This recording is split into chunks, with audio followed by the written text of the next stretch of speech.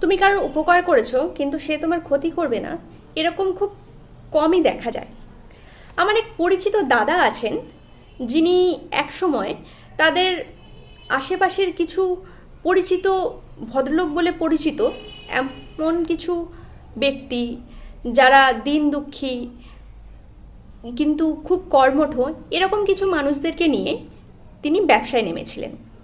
তারা যথারীতি খুব ভালোভাবেই কাজ করেছিল। কয়েক বছর যাওয়ার পরেই ব্যবসাটা আরও উন্নত হয় এবং ব্যবসাটা তরতর করে এগোতে থাকে। সেখানে যাদের যে সঙ্গী সাথী ছিল তাদের অবস্থাও আস্তে আস্তে অনেক উন্নত মানের হয়ে যায়, তাদের জীবনযাত্রাও অনেক উন্নত মানের হয়।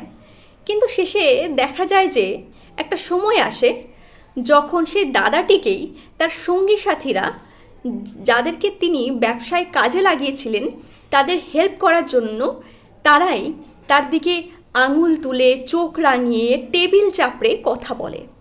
এটাই হয়ে থাকে।